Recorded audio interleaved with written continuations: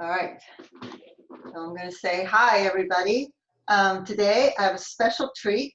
I have psychotherapist Ellen Brazer here, and we're going to be talking about a topic that I've been seeing a lot of online, and I can't wait to get started. Thank you so much, Ellen, for joining me, for doing this with me. Okay, cool. I am going to let Ellen introduce herself and tell you a little bit about her practice and everything that she is into, and then we'll head into our topic. Okay. Oh, and by the way, I'll have her contact information down in our description, as well as a link to her website and any other information that we may talk about in this interview. I'll be sure to put a link on it down there. All right, Ellen, the floor is yours. Hi, Esther. How are you today? I'm doing good, thanks. Doing good. Excellent. Well, thank you for having me. I wanted to share a little bit about my practice. I'm a holistic psychotherapist, and how that's different from a traditional talk therapist is that I work with what's in the mind, what's held in the body, which is where we keep our emotions, and also from a spiritual component, because I think it's really important that we feed our spirit, because if we leave sight of that, then a lot of times we get unhappy or feel depressed, and we all have our spiritual lessons. We come from spirit, we go back to spirit, and I feel like it's really important to address all three in order to help people make peace with themselves. True. That is the whole. And I've been in practice since 1978. So. Well, so you've seen a thing or two. A few. Well, knowing Ellen, knowing that was her field of expertise, I thought she would be perfect for this particular topic that I've been seeing so much of on Facebook.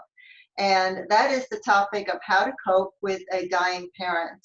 I belong to several caregiver groups on Facebook, and a lot of what I see are things like my parents stopped eating, my parents stopped doing what they liked doing. Yes, some of that can be depression, of course, but when you're 98 years old, 89 years old, 92 years old, there's also the issue of the fact that, I think at least, your body is starting to die down. We're all going to, die at some point, but how does the caregiver, how does the adult child or the caregiver cope with that? How do you deal with that? Because I hear and I can feel so much frustration coming out of those Facebook posts and information online. So I don't know. What do you think, Ellen, about that topic? Well, it is quite a challenging topic, and one that many of us don't want to face because, it's a subject that we're very uncomfortable with, many of us, because we never really learned, how do you move through the phase of moving to the next step and leaving our bodies, which we all eventually have to do. Right. It's not so easy. Right. And not only for the elder, but also for the caregiver. So what are some of the feelings that someone might have during this time? Well, there are so many feelings we could be having, and none of them are right. There's no way to feel, and that it's, the perfect way to do it. Everybody's going to do it differently. And I think based on your relationship with your parent and based on who you are as a person and your own experiences, everybody's going to journey through it a little differently. And so some of the feelings that you might have is disempowerment, for one, because it's not something we're in control of. We have to feel, that we're disempowered because it's not anything we can control. And we're very used to, as a society, looking to control things. And it's not possible because it's something we have to learn how to let go of. And letting go is just as important, in our lifetime. Look at the end of our life and what we have to do. We have to figure out how to let go of our physical bodies and go back to spirit, where we came from, right? Right. And it's very challenging for most because mostly not a lot of us have a lot of experience in learning how to let go. A lot of times, we have children that we don't want to let go of. The helicopter moms, they don't want to let go of their children. They have trouble with empty nestedness because, letting go is not easy to do. Right. And so, also some people might feel angry, maybe even angry at God or angry at the parent for leaving, maybe abandoned. Yeah. By that parent, or fear because, when my parent leaves the planet, guess who's next? Yeah, I could see that. It's interesting what you just said reminded me a few months ago, one of my friend's parents passed away, the last parent. They'd lost one years ago. And my friend's comment was, my friend's comment was, now I'm an orphan. And this person is my age, in their 60s. And I'm thinking, orphan? You're not an orphan. But I came to realize that that is how they're thinking now. They're thinking they're parentless. And I have to admit, that was a little shocking for me. But I guess a lot of people feel that way. And there's many different ways to think about it. It's not really a personal thing. Right. Unless we make it a personal thing. And so many people don't believe they really have parents because they're parenting themselves, hopefully, at this point in our lives. That, our parents are there physically and they have their own lives, hopefully, unless, we're busy taking care of them. And then, what do we do about that? Do we have a balance between, my life and caring for my parent? Right. And if I'm feeling resentment coming up about that, then I need to figure out a way to take care of myself and also be a caring caregiver. Right. That's a fine line, and it's hard to separate the two, especially it's nowadays. Really important, to do that. And especially nowadays. Otherwise we'll have a lot of resentment, and it's not healthy for either party to hold resentment. That's true. That's true. And, doing that separation is more difficult nowadays because, we're all sequestered in. I mean, it's April 29th, 2020, and, the pandemic is still rolling and people are we're stuck inside with whomever. Yes, and ultimately we have to look in the mirror and face ourselves and ask ourselves, how am I creating peace for my own life? Right.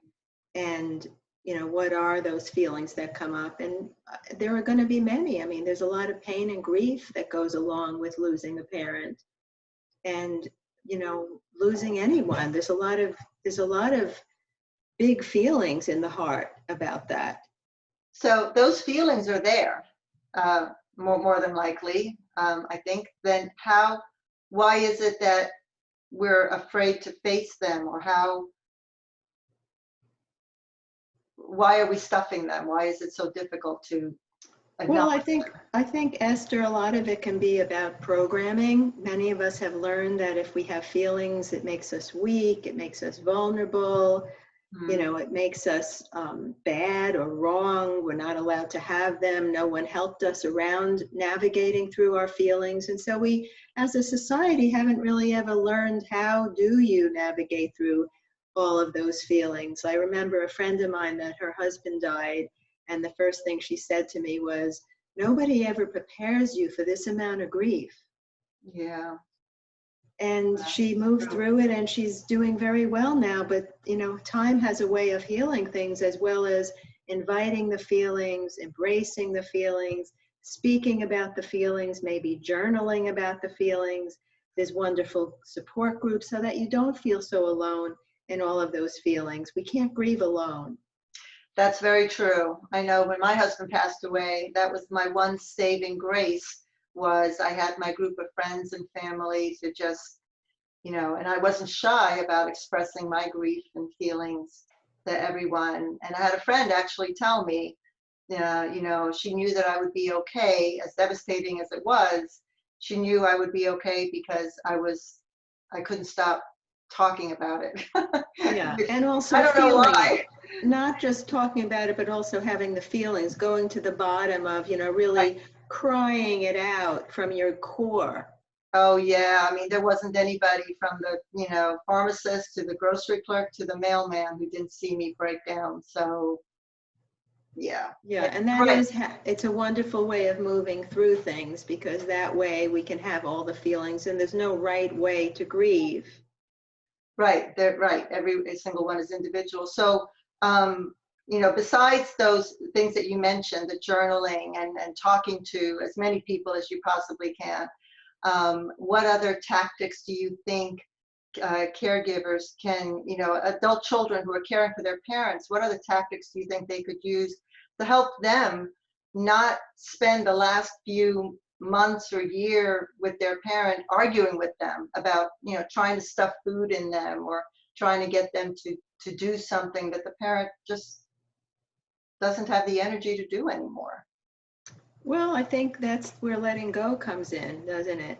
Because I think when we're angry and forcing someone to live, we have to ask ourselves, why do I need to force someone to live? And am I the one, taking all my energy for this when this person is ready to let go and coming to terms with, accepting that piece that at some point we all have to let go. And, we can ask that question, Mom, Dad, are you ready to let go?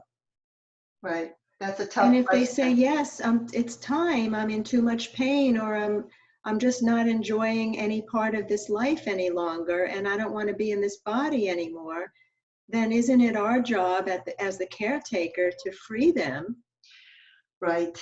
and let go? And it's Right. not easily done, but Right. it's important. Right. And why is it, do you think, for some people it's easy to let go and others not? What is that block? Well, What's that need to hold on to that? it's a good point that you make. Some of us feel a lot of fear coming up, and a lot of what ifs. What if they let go, and I go into this pain mode and I don't come out? What if, you know, my my brothers and sisters all fight over the will? What if, there's a lot of what ifs there? Or what if I don't, what if I don't really have a life of my own, and my whole life has become taking care of this parent? Yeah. What's going to happen to me? When this parent dies, what does that mean for me? Like your friend said, now I'm an orphan. Maybe she didn't like that connotation that she gave to herself, that she's an orphan now. And so when my parent dies, don't I get closer to the point at which then I am going to get to that place where I'm also going to have to let go of my body one day? And it kind of gets us in touch with our own mortality. Right. That's true. That part is very true. And you're right when you say, are you going to get stuck in that moment of grief? Because it's true. When you do truly go through grief like that, it's very difficult to imagine there's a light at the end of that tunnel. Yeah, and I understand that part. And so many of us don't learn that, it's okay to have our tears. It's okay to be scared. And we can do it anyway. It's okay to go to that deep, dark place of fear and release it and cry it out and scream it out and do whatever we need to do to move forward and not get stuck in it. I think it's just the opposite. Feelings buried alive never die, they fester. That's true. That is so true. I guess keeping in mind that whatever it is you are feeling as you're going through it, just have faith in the fact that it's temporary. It's not permanent situation, that you can move through it. I mean, so many of us have done it. We're all testaments to that. But we But don't know everyone, that. When you're in the middle of something, it's hard to know. Like when I was in the middle of labor giving birth, I said, oh my God, this is too much. It's called labor for a reason. At some point, you get your baby and it's done and it's over. So if you've had experiences where you've moved through great amounts of pain or grief or fear or whatever it is, whether it be jumping off a cliff in Kauai and right, saying, oh my God, how am I ever going to do this? Eventually, you jump into the water and you say, wow, I can't believe I did that. right. That's true. That's true with any life experience. And it makes you stronger. It does make you stronger. It does. It really does build up that level of resilience. And I think another thing that builds up that level of resilience, or at least helps to shield you a little bit, is just being prepared, is having those conversations with your elderly parent, not hiding it, like you were saying, the siblings fighting over the will, or, transferring, selling the elder parent's home, or whatever, all the issues. There's so many issues that come up after someone passes away. It just makes perfect sense to take care of as many of those things beforehand, so that once the inevitable happens, that the process moves slower. Moves smoother, moves easier, so that you're not having to deal with the emotional grief on top of all the legal stuff and family stuff and whatever else. And sometimes it is possible to do that based on, if your parent is conscious enough to want to take care of those things and is willing to face that one day they're not going to be on the planet any longer. But Right. there are a lot of families that are not interested in doing that because it's too scary for them. And in my family, I have both parts of the spectrum. I have my mother-in-law that says, which rings do you want? And I have myself who say to my daughters, these are my important jewelry. You guys decide what you like, and it's okay to change it around, to do whatever you want to do, as long as it's something you like. That's great. And then I have in my family, it's tougher because, it's not something they like to talk about, and it's scary to talk about. And so, there are those elements of every family's different, and every family has a different level of consciousness regarding facing the truth that one day we're not going to be here anymore. Right. I guess it is, and that at the end of the day, it is really just facing that. So how do you think a caregiver, the adult child, how can they help their parent to get to that, if they're in that kind of denial or avoidance stage or level? Well, the answer is probably the serenity prayer. It's, Okay. God, grant me the serenity to change the things I can change, the courage, or to accept the things I cannot change, the courage to change the things I can, and the wisdom to know the difference.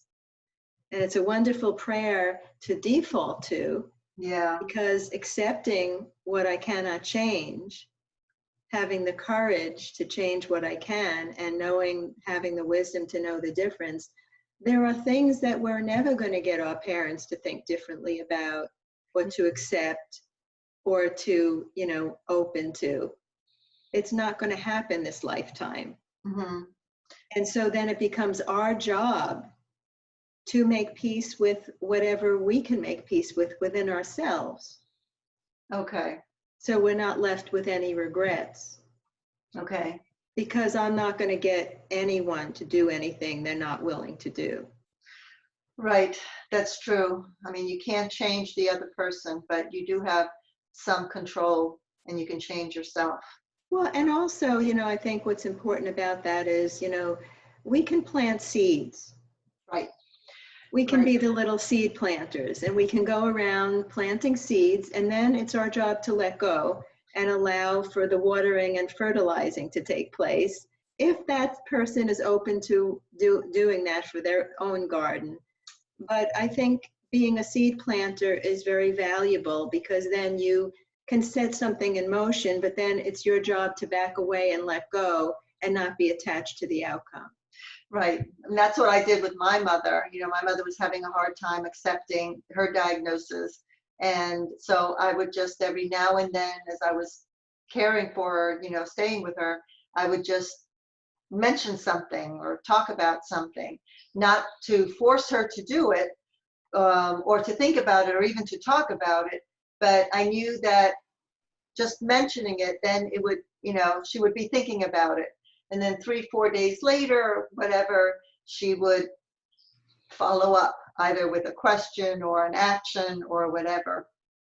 And I think also, what's important about this is that, everybody's going to have a different death process. I think I've seen everything from,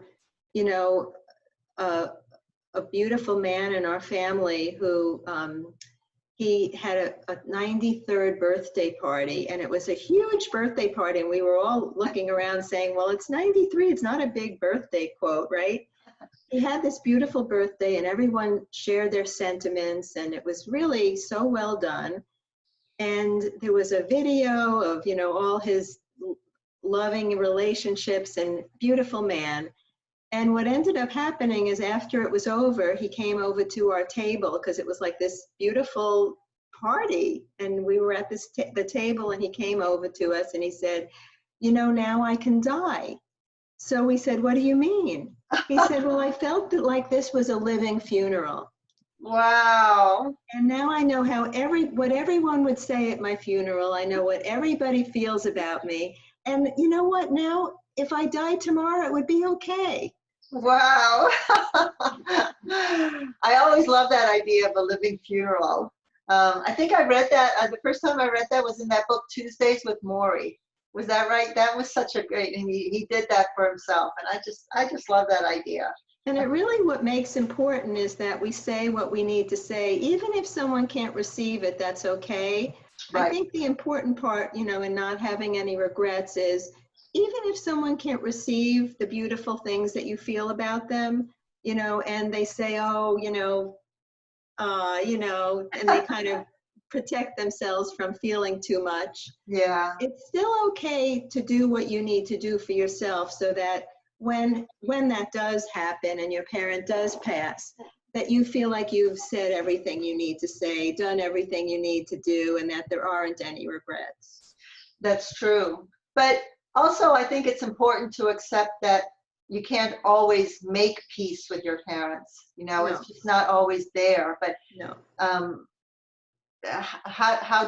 what would you say to caregivers who are dealing with difficult parents, who they want to make peace with them, but for whatever reason, whatever's under the bridge, you know, whatever, that they can't seem to do that, or they think they can't do that? Well, I mean, that's where the serenity prayer comes in again, right? Because it's not our job to change our parents. So I think it's important to acknowledge that, you know, there is going to be a possibility that I can help myself make peace. But Yeah. maybe I'm never going to have that perfect relationship or anywhere near perfect relationship with my parent, because maybe they're not awake enough or elevated enough or conscious or aware enough. And when I get to a place where I accept that, then I could not make it be about me. Mm-hmm. That's true. And then that goes along with the idea that why wait to the last minute to at least attempt to make that peace.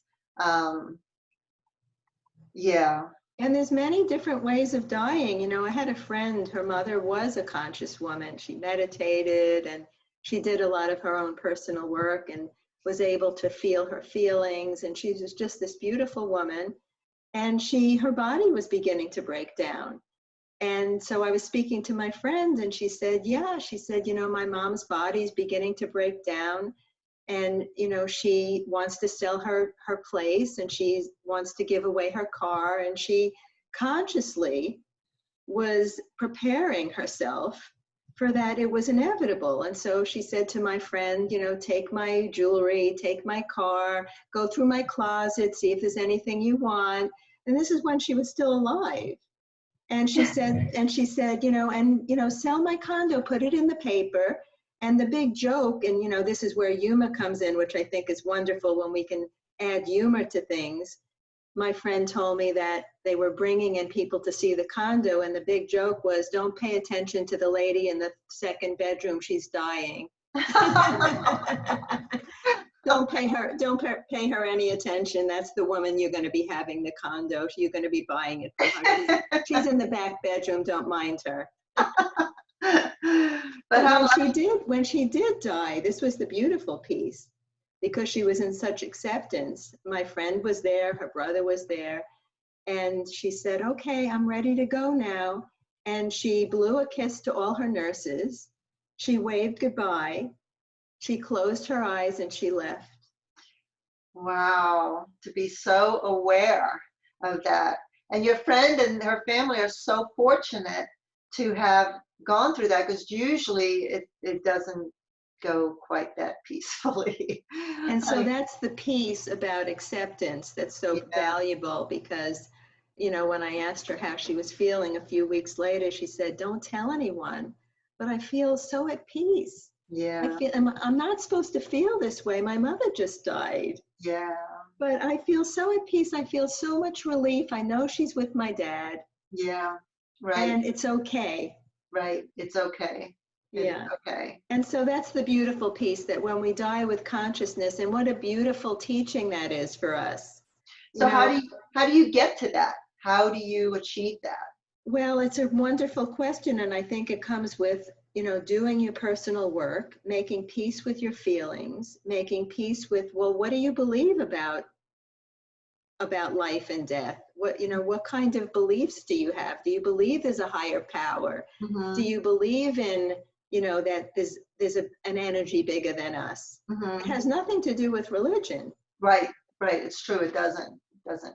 So I think there's that piece. I said to my father as he was ready to move into the next phase of his death, and his eyes were closed for a long time, and I went to him and saw him quite frequently, and I said, you know, Dad, I want you to know something. And he just was lying there with his eyes closed. I said, you know, I'll take care of Mom. I'll make sure she has all her needs met. Don't worry about her. And when you're ready, you know, and when it feels right, just go to the light. It's okay. Mm-hmm, You can free yourself to do that mm-hmm, whenever you're ready.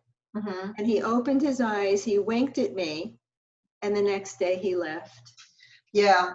When I was working as an occupational therapist, I worked in rehab hospitals and nursing homes, and we would often tell that to the families.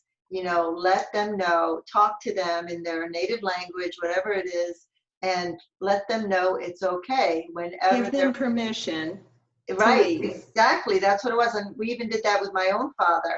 And I mean, you're right. Within the hour or within the day, they were gone. It's I don't know why. I never really understood why they felt they needed the permission. Maybe. Well, Uh, because a lot of times, you know, we stick around because we fear that someone will need us, or someone, you know, will feel a lot of pain. And so it's that person that wants to take care of everyone else, all that people pleasing. I mhm. think a lot of times plays a factor in it. I know my dad was sticking around for my mom.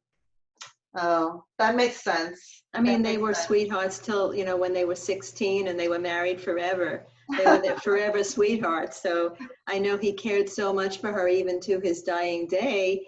You know, he wanted to be there for him. He didn't want to leave her. Right.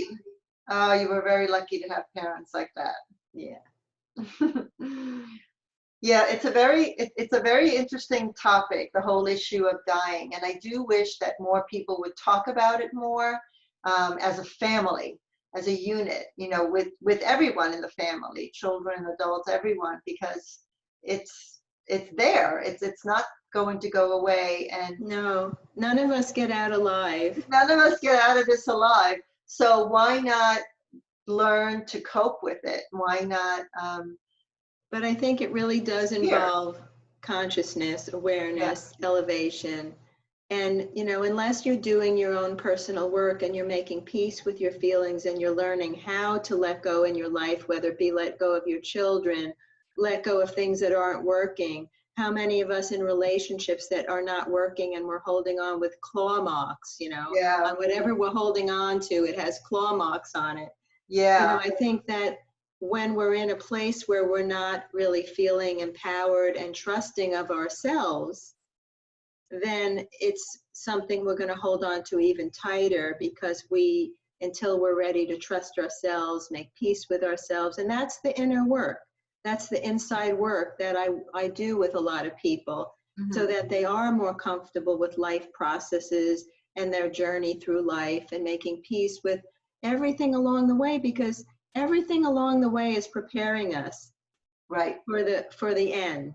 Right. Everything we Exactly. do, every bit of letting go that we do in our life, every bit of dealing with feelings that are challenging, all prepares us Right. for the Exactly. end of our life. And so when we do the work required, the end of the life comes, or someone leaves, Yeah, as in death or as in divorce or, however people, or a separation of some kind, whatever it happens to be, even the loss of a home or any loss, a loss of a pet, then we prepare as we go through each process. It makes us a little stronger.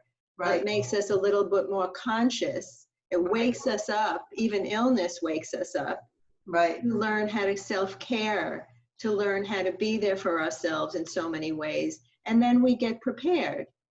But not everybody does that. I mean, I No. have seen families and I have seen individuals where that opportunity does present itself. The event occurred, and I always believe it's not what happens to you, it's how you react to it.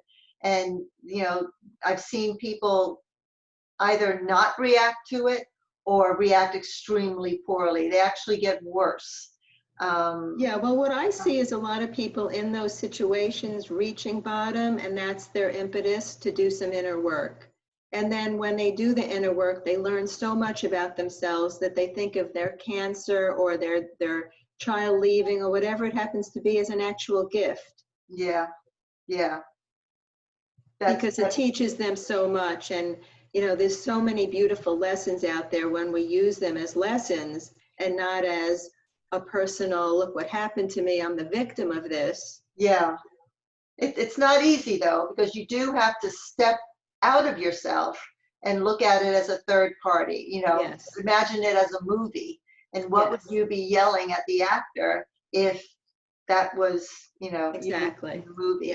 Yeah. But it is time, especially since what's going on the planet, to have compassion and to have love and to have kindness. Yeah. And, to think about our neighbors and to think about what someone else might need or want, and to also honor ourselves and be self-respectful, because I'm teaching other people how to treat me, how exactly how I treat myself. Right. And I think anyone who gets into that caregiver mode often forgets that. It's just like a young parent. A young parent, all of a sudden, there's nothing outside of that child.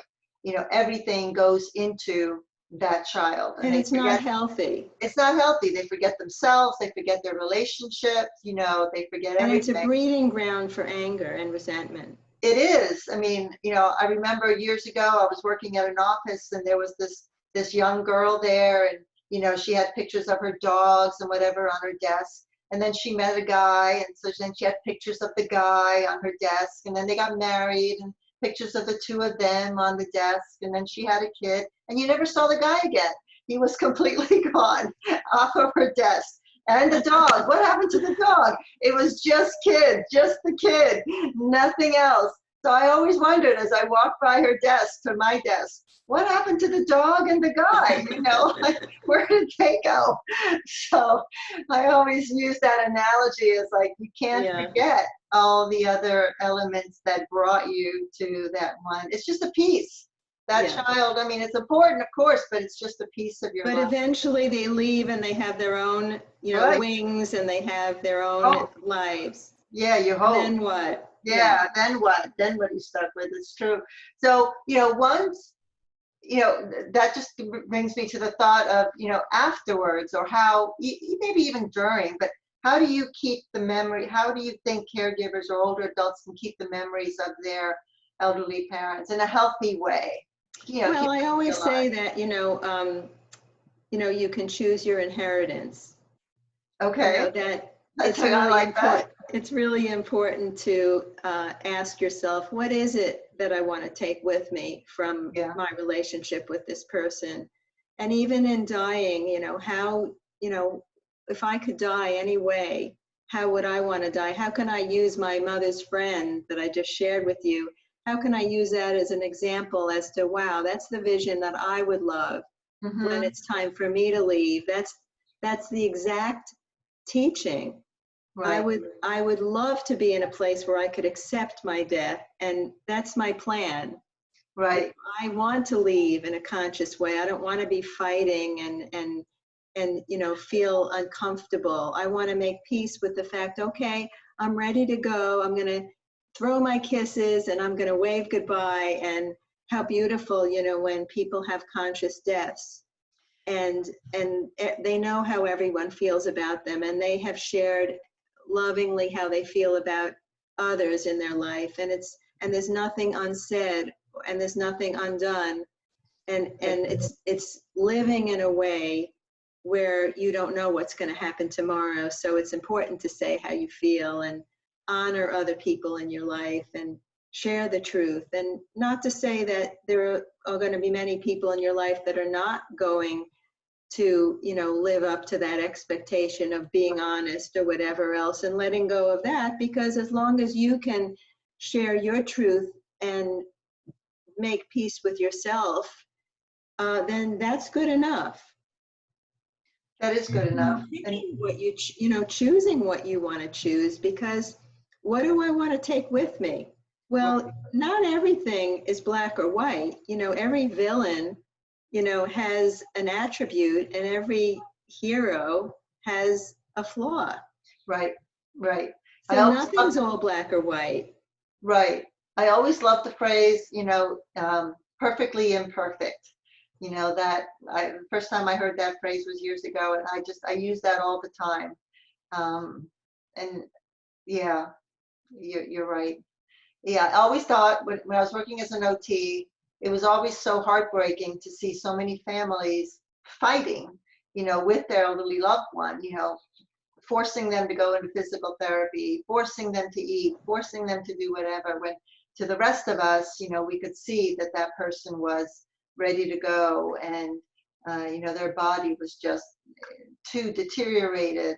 They were exhausted. They were tired of all of this, and they needed to go. But how much better it would have been for that family and for the elder, if they could have gone more peacefully, with love instead of via arguing. I mean, who wants that to be the last memory that you have with your dying parent? Nobody. I remember when Jane Fonda, I saw her at a talk she was doing. She had a book that she was promoting, and she talked about her father.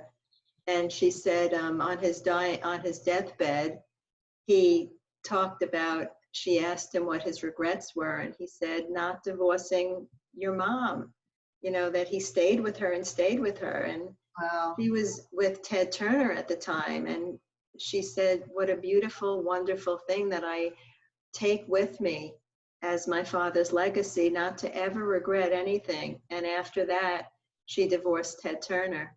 Wow.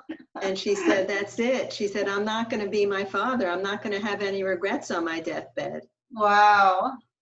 Wow, that is a wonderful gift. I'm going to be in a loving relationship so that I don't have to, on my deathbed, say, oh, why did I stay for so long? Well, I wasn't happy. I know, but change is hard for a lot of people. And Yes, I think that's an issue as well. It's just the issue of change. Yes. Like you said, if you've been a caregiver for 7 years for this person, and that is your role, that's how you identify yourself at this point, or it's just evolved that way. Now, when that goes, now who am I? I think that's where doing internal work comes in. When we're holding on to something too tightly, look what happens to our bodies. Our hands, our fists get tight. We clench our teeth at night. Right. Our jaws get tight. Our throats get tight. We get sickness in our bodies. I mean, a lot of the holistic work I do is about what are we holding in our bodies, and when we hold so tight, those are the places that get sick because no energy can run through those places. Yeah, it's true. It's blocked. And so it's so important to pay attention to what is my body telling me. Right. It's hard to do that when you have so many external things, I mean, I know I took care of my husband for years, and we were together 25 years. And I have to admit that after he passed away, some of my friends and my family was saying, Esther, you can do anything you want now. But the truth was, I'd been so busy taking care of him and doing what he needed, what he wanted. I had no idea what I wanted. And that's a self-abandonment. Yeah. Yeah. And I think anytime we buy into that self-abandonment program, it does breed resentment and self-anger and self-hate because we're not there for ourselves. Right. And that's not acceptable. And I think especially for women, I think we are not used to putting ourselves first. We're used to putting others first and doing for them. I think that's changing though, as people wake up and do more of their personal work and, you know, are more aware and learn about, you know, choices they have. It's changing. I hope so. That's good. It's difficult. It but is. It's doable. It is. Because do you think that women are still fighting that, what am I saying? You know, what society expects of them? I think there's always going to be people that are fighting for that based on how you were raised. I mean, I was raised in a household where, you know, the men could do anything. And, you know, I was supposed to go to college and get my MRS degree and get married. And when I came back with a career, my parents were, you know, they were just scratching their heads wondering, why would I want to have a career? You know, it just didn't make sense to them. And for me, it was about choice. Yeah. And knowing that I have choices and that I'm free to choose. And I think we're always free to choose how we want to respond to something, right? Even how we want to create our death program and how we want to die. And if we want to be in acceptance or if we want to fight and be angry. And, you know, I think we have choices when we're conscious. When we're unconscious, then we just play out the victim role and we play into that victimization, and then all we can do is make it personal and look what life does to me and look what she does to me and look what he said to me, and feel like we don't have choices about it when we really do. Right, right. It's true. It is hard to look outside of that fog, but once you do, it's definitely much easier once you can emerge from there. And it's empowering. It is empowering. It is. It does give you that sense, because at the end of the day, having control is empowering. And whatever you can control in your life, which basically is you. And sometimes that's even hard to do, having self-discipline, right? Yeah. And things that we tell ourselves, well, I'm in control of me. But, you know, how much control do we really have of even that? I mean, we can make conscious choices. And so I'm in charge of the choice that I make. I can choose to make it be about me, right? You know, or I can choose to another choice. I can make it be about, you know, well, maybe that person was just mad, or maybe my parent is never going to really accept their death, and maybe I need to accept that they're not going to be accepting. Right. That's exactly it. That's exactly true. I tell a lot of my readers and my friends and family to always, you know, if it gets near that stage, or even if they're not sure, you know, with their elderly loved ones, is to call hospice, because I think that is such a great organization. And I think people have this concept in their head that hospice is only for the last 2-3 hours of your life or days, but it's not true. I mean, they are there they can be there for a very long haul. And I think their presence in situations for most adult caregivers caring for their parents, especially the ones that are living with them, that it can just bring, it can make the entire process so much easier for everyone. I think sometimes people have a lot of problem with making it easier because they think they have to suffer through it. And I think a lot of times that martyr program is strong. Yeah, who loves a martyr? I don't know, but you know, why would you want to make it easier for yourself when you could suffer through it? Yeah.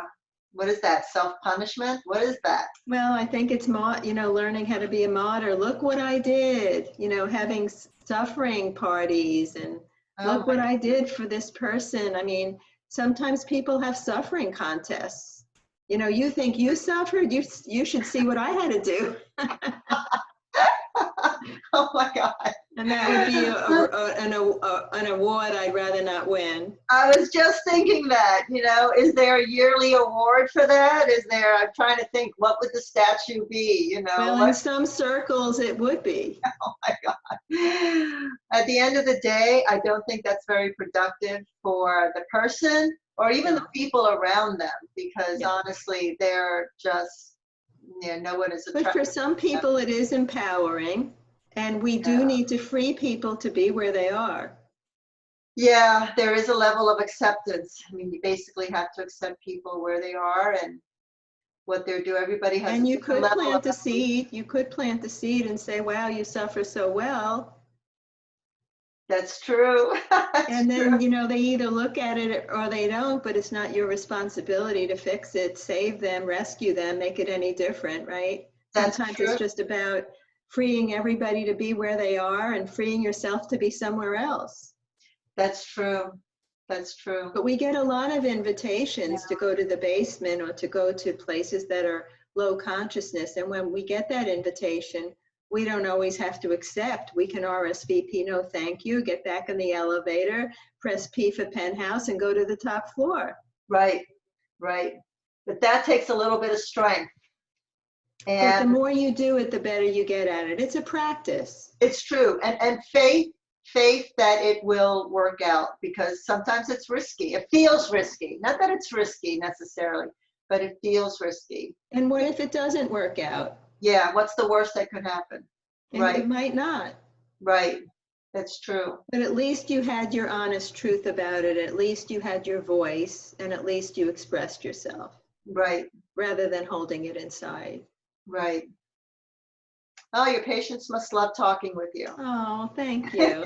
I like to think I make a difference on the planet. Yeah, I think you are. I don't think there's any doubt about that. I know Thank during you. these times that you're offering teletherapy services. I am. So are you liking that? Are you hating that? Is that I do. I like it. I think I can get to deep places with people and, right? hone in on all the undercurrents and help people rather quickly to get moving on whatever they need to change in their lives and make peace with. And I think it's been working out real well. I also have a place on the side of my office, and the earth provides. I have a shade tree with some grass, and I've been practicing safe social distancing there and having the butterflies around, and just Mother Earth provides is what I say, because it's such a wonderful little space, and there are some people who do want to come in, and I do it in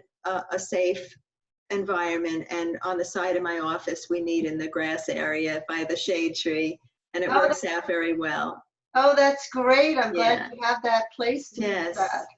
Because I know for some people it's very difficult to communicate online. They just don't feel that they need that physical connection. Not necessarily Yeah, touching it's you, true. but you right there in And front of many people do need that and want that. And Right. many people are feeling very comfortable and very, open and responsive to working online, because I can work very deeply even in the online environments. So it works out. Yeah, it'll be interesting once this is over, once we've past COVID, if you'll continue that teletherapy venue. Well, I have always done it, actually, because I've had people that move away, and for some odd reason, they don't want to find new therapists, Right, because it's hard to start new with somebody. And when you have a relationship that feels right, right. it's hard to start with someone else, and, and a comfort level, and you're doing work and things are changing. So I think that I've always done that, and I'm just doing more of it now. But That's yeah, your point well taken to, sometimes it's difficult to get into the office, and Yeah, people with traveling and people with time and children and all the details. Sometimes it works out to do it, that way, and it works out either way.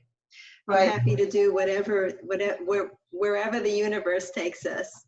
Yeah, and it's also difficult just because you live in, a particular city and you go to counseling there, doesn't necessarily mean you're going to connect with the counselors who true. are there. So it's nice Yeah. to have the opportunity to seek out counselors in other areas that you physically may not be able to get to, Yes. pragmatically, but Yes. now you can converse with them, and it's all about Yeah, it's like And also expanding your because, dating circle. yeah, and also because it's not a lot of therapists work with the mind, the body, and spirit. That's true. So me being the work that I do in more of the holistic realm, I think most therapists, talk therapists, will keep you in your head and talk about it and talk about it. Hmm. And it's a really wonderful beginning, but it doesn't get to the deep places inside.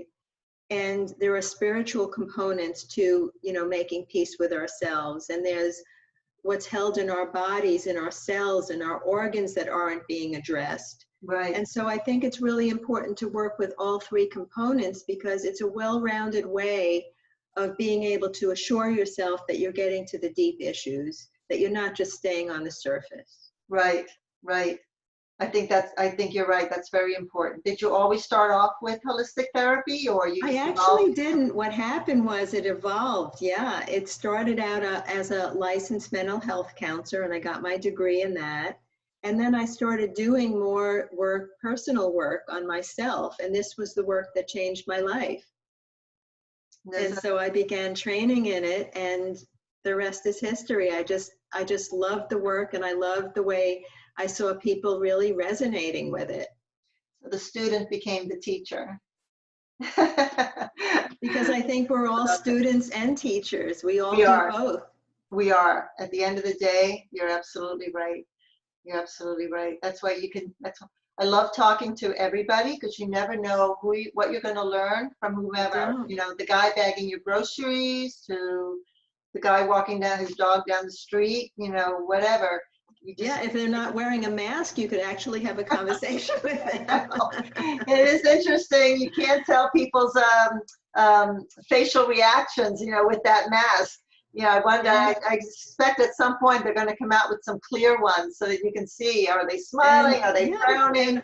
And also on some level, we've already been socially distancing. You see people on a date together and they're both on their cell phones. So. Oh, I know. Oh, that's a whole nother topic. Okay, we can do a whole nother video on that. But we've gotten some good practice in social distancing before we actually had to do it. Yeah. I think you're right. I think you're right. Yes. We've been preparing. I guess so. Subconsciously, we knew the earth was telling us to get ready. Well, the earth has been telling us a long time that there's too much greed and too much, you know, disharmony, and that the earth was needing some changes.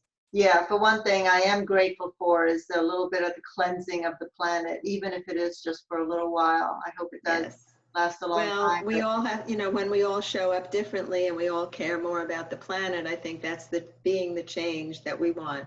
Yeah, it is. It is. Yeah. Ellen, I thank you so much for your time. Most welcome. Amazing. Maybe we can do some more topics in the future. Absolutely. I'm very open. I love it. Thank you. Thank you. Oh, you're welcome. Well, stay safe. And you as well. Oh, I will. And I will be talking to you very soon. Sounds great, Esther. Take care. Take care.